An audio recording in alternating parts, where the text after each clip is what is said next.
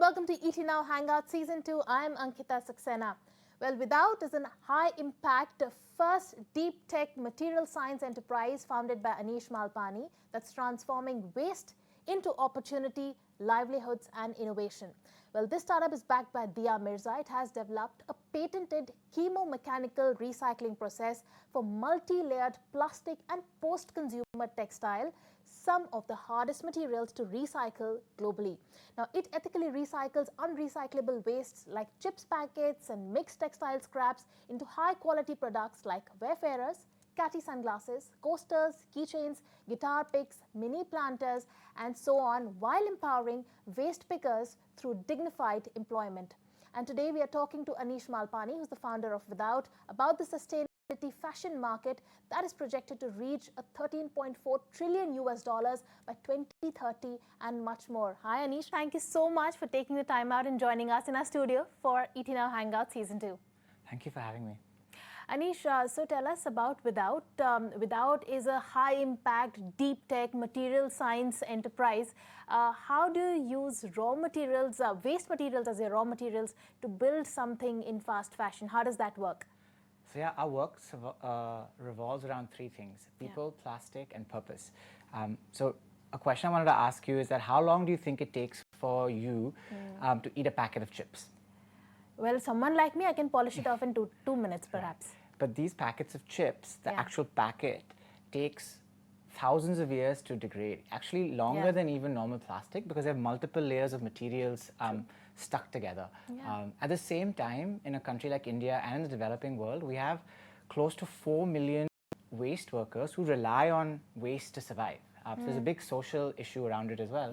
And also, I feel like we're moving into a world where organizations need to be more ethical, more looking at not just profit but people and planet. And I think that's the triumvirate that Without is trying to solve. We take impossible to recycle plastic waste like your packets of chips, your shampoo sachets, your chocolate wrappers, and we have developed patented technology that separates the layers of this material and converts it into high quality products like sunglasses and shampoo bottles, while graduating former waste workers out of poverty into dignified jobs like quality control specialists, manufacturing labor. And at the same time, we're trying to reimagine how organizations are built. How can you put people and planet above profit and use profit as a tool to maximize impact? So very missionary from that perspective. Right, so you are a missionary founder indeed. But very interesting things that you mentioned here. Firstly, help me understand the material that you're using, the waste material. It's non-biodegradable, right? Yes. So once you process it, does it change makeup of that material? It becomes more recyclable afterwards. It becomes more recyclable. Like I have something here I can show you, right? Like this is a packet of chips that has multiple layers of materials inside it, right? There's an aluminium layer on the inside and different layers of plastic on the outside. Our technology separates the layers, gets rid of the metal, and extracts materials from it. So the new materials we create are more recyclable. Like we've made the world's first shampoo bottle from this kind of waste, and we also are a little known for the world's first sunglasses from packets of chips, right? So, and these new materials and these new products are way more recyclable than the original MLP. Like this bottle can be recycled 10 times without any loss in properties, and that's something that we're really proud of. And it can be recycled in conventional recycling streams. So not only are we taking the hardest plastic, but we're also converting it into something that is more recyclable while being ethical. While being ethical, but that comes at a cost, Anish. I mean, I'm sure driving cost efficiencies while taking into account all of these things, being ethical, waste management, all of this will come at a cost. So how do you drive those synergies? That's a great question, and you've gone right to the most important part. And that's great, I feel, because a lot of times we get pats on our back for being like, oh, good story, good product, but where are the economics, right? Yes. Will it work? My background is in finance, so I think it's something that I think about a lot. And we also have a thing internally where we call it the cost of doing the right thing, right? Story is great, but this is expensive, right? Typical manufacturers do not have to do what we're doing. So yes, when it comes to economics, we think there are 4 ways to be able to close this gap of doing things. One is technology. Why have we why is our technology patented? We have 2 more patents published, so 3 Yeah. patents altogether. We have 4 or 5 patents in the pipeline. We think technology brings down the overall cost of manufacturing, overall cost of recycling some of the hardest to recycle plastic waste. Number 2 is operations, right? We have to be excellent, very well run, because there's no room for any fat, right? All of the margin needs to be safeguarded. Number 3 is brand. Why do we as a material science company have a brand like Without? We think that you pay more for Nike shoes than you do for Bata shoes. There's a reason for that, right? And the 4th, which has been really instrumental for us so far, is goodwill. Because we are truly impact first, the investors we've gotten on board, the supporters like Dia Mirza who come on board, are not just coming for a financial gain. They're coming for more than that. And it's not just, it's people who've given us hours of their time for free. People are taking pay cuts to work with us. People who are going above and beyond. So, and guess what? After all of that, this bottle, we sell it to brands. We can sell it to brands at the same price that they currently pay for virgin any plastic. normal plastic any bottle. virgin plastic bottle. And the reason we do that is because we have captured the supply chain. We don't, from the chips packet to the shampoo bottle to the sunglasses. You're vertically integrated. Fully vertically integrated. Right? And that allows us to capture all of the lost margin that you give to I was coming to the margins, because how do you drive margins, because if it's coming at the same cost that a normal plastic bottle is coming at, how do you drive your margins? Right, because we've captured the supply chain, right? And we can, and we don't But that also requires scale, right? So capturing the supply chain does not require scale.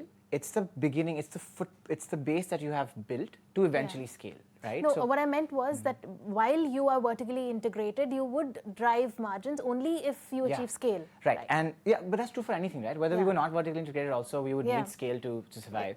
But I think with vertical integration, because you're capturing more margin, you might need less scale to survive, because all of the margin you would give away to middlemen, you're not giving, right? No, you're kind of pocketing it. So all of the extra costs that we're giving for, let's say we pay 2x fair wages. We pay 2x wages, which is fair compared to anybody else, right? We work with the hardest plastic waste.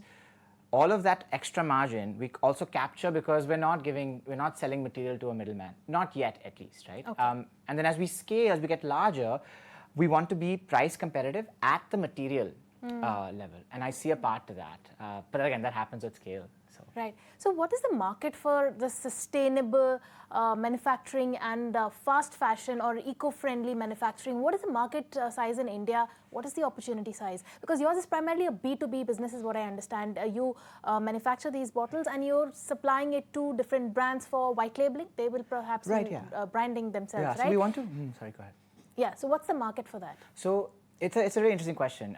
We want to enable brands to be more sustainable without compromising on quality.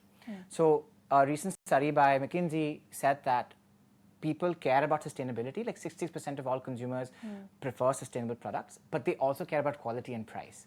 And the elephant in the room is that everybody wants a sustainable product, but you're not going to compromise on quality, and then gross margins are important for anybody, right? So our goal is that, look, if we ask you to compromise on price and quality, then it's not going to work. It might work in the short run. We might get a premium in the beginning, but not in the long run. So in the long run, that's our goal is for brands to not compromise on quality and price. And if you just look at the global plastic production in the world, it's about $500 billion. That's the global plastic market, right? It's massive. And despite all the anti-plastic movements, the growth rate of plastic production annually, globally, has not gone is down. 4 to 5%. Stabilized. The growth rate has stabilized, but it's not become negative, right? In India, the growth rate for plastic production is 10%. So and plastic is, we hate it, but we also, just imagine this room without plastic. It wouldn't exist, right? So you have to look at it holistically. There are good things about plastic, there are not good things about plastic. How do you find the balance? And I think that's what we're trying to do. We're trying to give life to plastics that don't have a life after they are thrown away. And the market size is insane, right? And initially we'll be focusing on certain verticals. Like we'll focus on verticals like eyewear, for instance. Like how do you replace most eyewear is made from an engineering grade plastic. We're also looking at bottles because 60% of plastic is basically used in packaging. But we also we have a proof of value agreement with Volvo, for instance, where we're exploring materials to make in auto parts, right? And I think 60% of the volume of a car is made of plastic. So there are different categories that you're actually catering to, from auto to fast fashion. You're not restricted to perhaps one segment itself. It's a great question, right? Again, we're like, everyone's like, Anish, you're doing so much, you're doing this, you're doing that. Where's the, so the honest answer to that question is that we're trying to narrow in on what makes sense. As I said, plastic is so vast, it's everywhere. Economically. Yeah, no, as in like, yeah, so no, when it comes to what vertical we want to focus on, plastic is the 500 billion industry. Exactly. Plastic is everywhere, right? And we get people who come to us all the time and they're like, oh, Anish, can you make this? You can make this. And we can, yes, we can make like that, we can make the microphone, we can make the, the mouse, we can make the clicker, we can make all of these things. So how do you narrow down on what really you need matters? a manufacturing plant and so on, right? So yeah, so we've chosen eyewear, and then we'll also be looking at other verticals like we're doing simple ones like buttons, for instance. Buttons are super easy. We're also doing like bottles. And then eventually we'll narrow in where we get the product market fit, right? And so we have initial signs of that. And I think we have the luxury of hovering right now, and we'll eventually narrow down. Yeah. So, Anish, you mentioned that this is the world's first plastic bottle, the first eye gear that's made out of plastic or waste material. No, I want to clarify, it's not the first recycled sunglasses made from plastic waste. It's the first recycled sunglasses made from chips packets. Because also it's very interesting that for an average consumer, they like recycled plastic is recycled plastic. But the truth is, recycling PET bottles, like your Bisleri bottles, is way simpler than recycling chips packets. So most like recycling PET bottles have a recycling rate of 30 to 60% globally. So 5 out of 10 PET bottles are recycled, but less than 1% of these chips packets are recycled. So for every 10 chips packet, less than one. So like, one small part of the chips packet. So in simple terms, a chips packet is harder to break down as far as the plastic layers are concerned. So if this is the world's first PET bottle from a chips packet and the first eye gear, if there was so much of opportunity, because we have been talking, the activists have been, talking vehemently, vociferously about how plastic is ruining our planet, why do you think there hasn't been any other startup that's been doing this so far? What has stopped companies from doing that? That's a good question. It's really hard. There's very high barriers to entry. There's so much plastic out there. Why would you start with the worst? So most plastic recyclers that exist to make money. And there's nothing wrong with that. It's a good way to make money, right? But then why would you choose the hardest stuff? Even the technology that we've come up with is new. It's homegrown technology that nobody wants, that has not been done before. So we can't even contract manufacture. We can't just buy a machine off somebody, or we can go to some contract manufacturer. So the demonstration plant that we've just built in Pune is the world's first demonstration plant for this kind of technology. So it's much harder. And people, so in that, we're truly an impact-first organization. And I think we make it harder for ourselves, but for the right reasons. We think that there is a long-term value proposition over here. And so the investors that we have are patient investors. They don't believe that we're just a charity. Then I would just start a charity, right? There is value here, but maybe much later down the road than like in the next 3 years, for instance. Okay, so you've recently raised a round, your seed round. Are you planning to raise more capital? How do you intend to use that capital going ahead?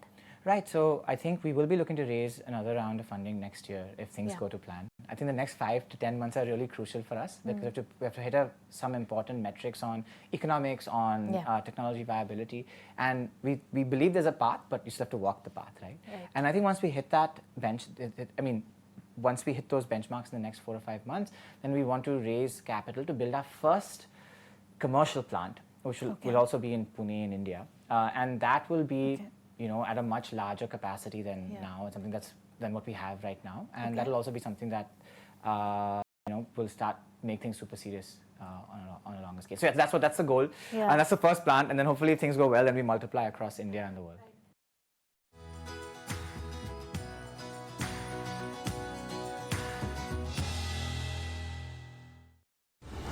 In association with SBI, best hai sabko pata hai.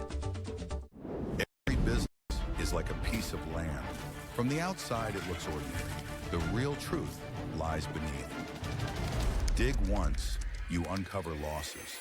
Dig again, unexpected profit shines back. Sometimes it's the heavy chains of debt. Other times, the break of fresh cash flow.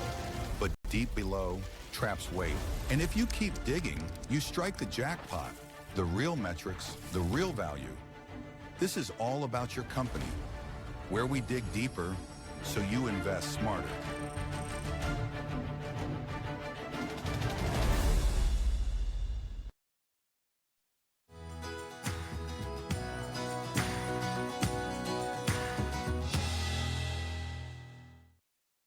What I understand is by FY27, you had given a guidance of perhaps 3 commercial manufacturing hubs that you're planning to develop in India, and you have some international pilots with governments as well that's in the pipeline. So we don't have pilots yet, but we have a lot of interest. So there's a lot of, and we also say no to any pilots right now because we're building the pilot right now. Let us prove that it works. Right. And then we think the opportunities are endless because we're looking to make win-win solutions where it's like, look, this waste, the good thing about waste to some extent is very apolitical, right? Yeah. Nobody's arguing that waste is a good thing. Right. And if you can convert waste into value, it's a good story, it's good economics, it's good, it's just good for the environment, it's good for the people, it's good for everything. Right. So people are looking for good solutions. Right. And because we started with the worst plastic that nobody really has a solution for, what we're going to offer to governments and even for-profits and corporations in the world is a solution for all plastics that can recycle all plastics, including unrecyclables, without burning, without just compression, by extending the life of these plastics as much as possible. So what is this technology that you use? So it's a combination of chemical and mechanical engineering that we've patented, right? So this technology is special for the chips packets or the multi-layered plastic problem because that's what no one's really working on right now. Exactly. For the other plastics, there's already decent technology that exists. So we would, we also don't believe that we're going to create technology for the sake of creating technology. Right. We believe that, look, in the end, our goal is to solve the plastic problem and the people problem associated with the plastic as we build an organization full of purpose, right? We're also creating a template of sorts for how we think future organizations should exist that should take people and planet into consideration and not just profit, and use profit as a tool, right? Profit is not necessarily a bad thing, but what is the profit being used for? I think is really important as well. Right. So since you mentioned that, since there are so many challenges of this industry, the toughest perhaps, and that's the reason why there have been no other startup that's ventured into this, what are your challenges currently? So our biggest challenge right now is just from a technical perspective, right? Okay. It's like we've built our demonstration plant. We're 90% of the way there. It's looking great. Past 10%, you realize that there are not many people in the world who can really give you guidance on that because it's such a niche problem. We've talked to like the best experts. So we see a part to it because none of this is, I don't think it's rocket science when you break it down into pieces. But I think technically sometimes we feel like that's a challenge. Yeah. And the second part, obviously, second and third challenges are what very familiar for most startups, right? Second is that when you look at sales and monetization, how can you be efficient in building a revenue engine? Yeah. And the third is hiring, right? Like how do you get people to come to Pune and work for this? So I think those are similar challenges that we face. Okay, so talk to us about sustainability and a future of recycled fast fashion in India, because from what we see is mindless consumerism that's at play right now with so many fast fashion apps that are just in the palms of your hand. Click of a button and you have now 10 minutes delivery for clothes as well. So where does sustainable fashion stand in that scheme of things? It's a very important point, and I think, we like to look at this very practically. India's GDP is increasing at one of the fast 6%, like one of the fastest rates in the world.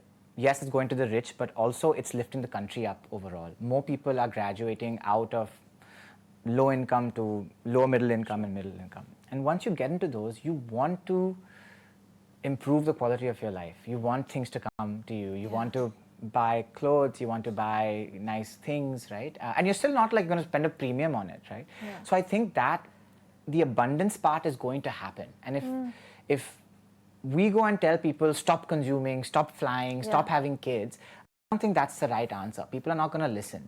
So our perspective is, how do you do conscious abundance, right? So sustainable abundance, right? Where it's like, yes, you can buy sunglasses, but these are extremely ethical and they're recycled and they're not coming at the cost of people and planet, where humans are becoming net positive resources. So my perspective is not to make life more difficult for people while taking care of Earth and the planet, but how do you find more ingenious solutions to make things more viable? And I think that's my perspective on it. And sustainability is inevitable. I just think we have to make it easier and easier to make it to normalize it. Like even waste, why is it a thing? Like waste is an excellent resource of material. True. We just need the right technology to be able to crack it. And it's going to happen, but can we accelerate that? Yeah. In that sense, it's strange that not just in India, the world over, nobody has really tried, put in a genuine effort to perhaps break that down and, you know, have a more sustainable way of, because that is a plague that's plaguing our planet right now. And I think it is the need of the hour. And speaking of one of the biggest climate crusaders, Dia Mirza, who's onboarded as an investor. She's invested in your company, and she's also a UN Goodwill Ambassador for Environment, and she's been very vocal about this. How did you get her on board, and what's her role? I wish she was here in our studio. She was supposed to be, but nonetheless, talk to us about Dia Mirza, who's an investor with you. Yeah, I know, it's a really interesting story. One of our advisors, Preeta Suktankar, who's a legend, she knows Dia pretty well. So she's been talking about our work, and Dia also saw our work through Better India. Okay. And then I think at some point her team reached out and were like, hey, we're interested in being a part of this. And we were like, that's perfect, because Dia, you know, is not only you know, somebody who has a platform, but she truly, genuinely cares. Yeah. And I remember my first conversation with her. There was no like nonsense. Like she asked the difficult questions, right? She was like, what about microplastics? And what about the plastics treaty, right? And to me, that meant that she gets it, right? And we were not looking for like a celebrity endorser. We were looking for an ambassador, advocate, and a believer, and an advisor to what we do. And I think that's how we see Dia. And you know, we were so fortunate she came down to our pilot plant for the plant launch, and she saw the technology, she saw the people, she saw our work, and like gave us so much of her time and energy, right? And I think, you know, and so we're very lucky to have her as an investor and an advisor. And I think, but we're also very aligned with what our vision is of what we see the future of sustainability and of consumption and of the planet. Right. Also, what are the government policies, or you know, how is the government policy actually enabling you, or what are the policies that have not been formed and should have been in place for organizations like you to perhaps have a better you know, future ahead?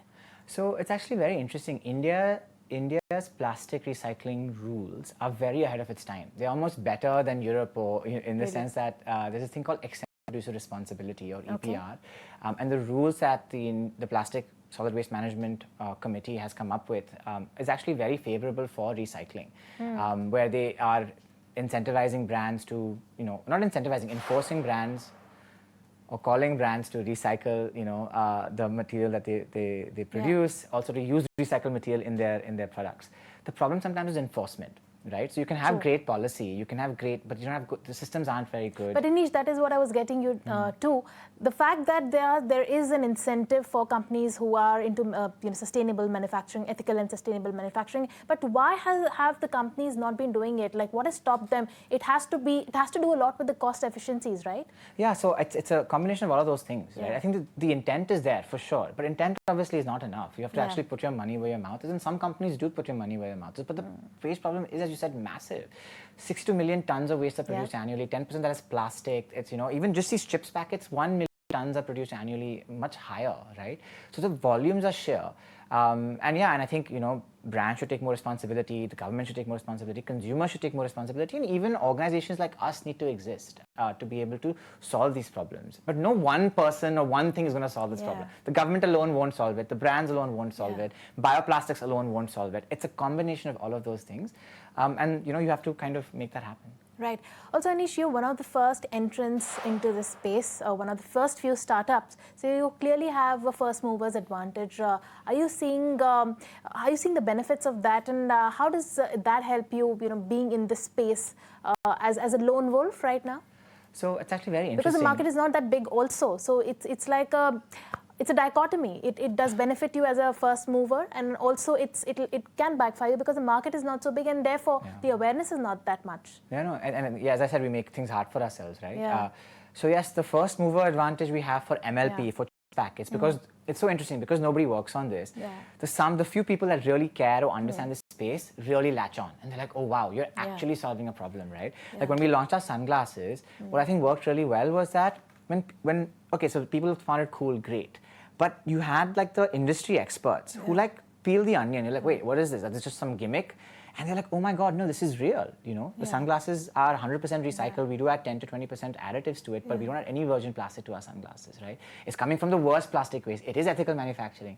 So we've gotten true believers to join our cause. And as I said, we're prepared to kind of climb that mountain, but you still have to climb the mountain, right? You can't just be prepared. So yeah, it's there. We also have a lot of critiques, like critics. Sorry, we'll have critics who are like, well-meaning critics, like, listen, this is really hard. You know, you're trying to do just really hard work, and you're climbing, you're going against the tide. But if this was easy, and if everybody could do this, then we wouldn't be doing this work. We're doing this work because we think that there's an actual need for it. Finally, Anish, what is your vision for Without in the next 5 years? So I think, there are about 25.7 million urban poor in India, out of which 5 million survive on waste. There is like 6 to 7 million tons of plastic produced in India annually. 99% of consumption in India comes from, production comes from small and medium brands. So the problem and the opportunity is massive. If we can even capture 0.1% of that capacity in the next 5 years, we're really making a difference. But obviously our goal is not for the next 5 years. Our goal, this is the rest of my life project. It'll take decades for us to make meaningful change happen. And how do we solve multiple problems that are very interconnected, of plastic, of people, while building an organization that is purpose first. All right, on that note, Anish, thank you so much for taking the time out, joining us. It's indeed an impactful startup, not just an impactful startup, sustainable, impactful, ethical, while trying to drive profits, while trying to give those numbers. I really wish you all the best on that journey. Thank you so much for joining us today. Thank you for the great